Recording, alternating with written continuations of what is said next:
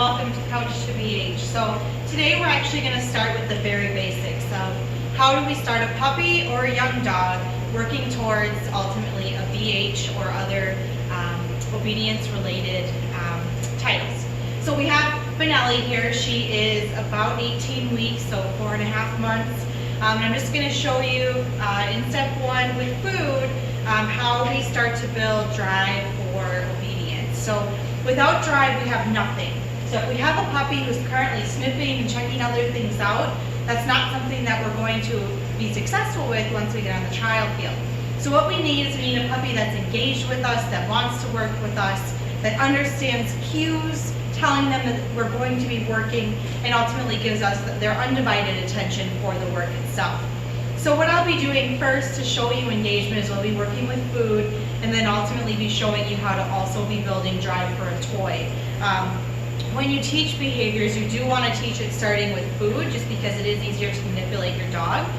Some dogs don't have a lot of food drive, so you may have to move on fairly quickly to a toy. But we do tend to build both drives independently, because as the dog matures in its drives, we typically can sustain their work ethic for balls or for toys much higher than we can for food, depending on the dog.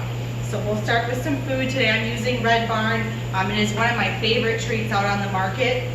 If you are struggling with your food, feel free to reach out to me. More than likely you're not using quite the right food for your dog, so we can definitely play with that. But I do tend to really like using Red Barn just because it is very high scent. It also has great taste. We really haven't found too many dogs that don't love it. All right, let's take a look. Yes. So I'm using a marker system of yes, yes.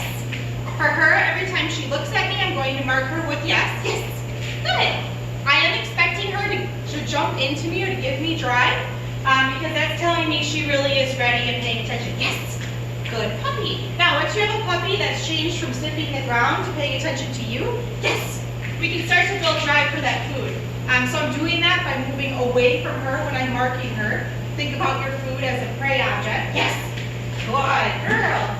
Your food is never going to move towards the dog. It's always going to move away if it were in fact a prey object. Now, your prey can also run away from her. So I have her attention really nice right now. Yes. I'm going to toss the food in a way that she can see it. Yes. Now when she goes to get the food, I don't want her lollygagging. Yes. I don't want her going and sniffing other things. I want her to come back to me and re-engage as quickly as possible. Yes. Now this is something you want to practice. Yes. Pretty much throughout your training career. Yes. And as soon as your dog is starting to pay really close attention to you, yes, then we can start to add behaviors. But this is something that I can't stress enough. The more time you spend on it, yes, good puppies, the better it's going to be. And ultimately, when you get on the trial field, yes, the more time you spend on this, the better your dog is going to carry it onto the trial field itself.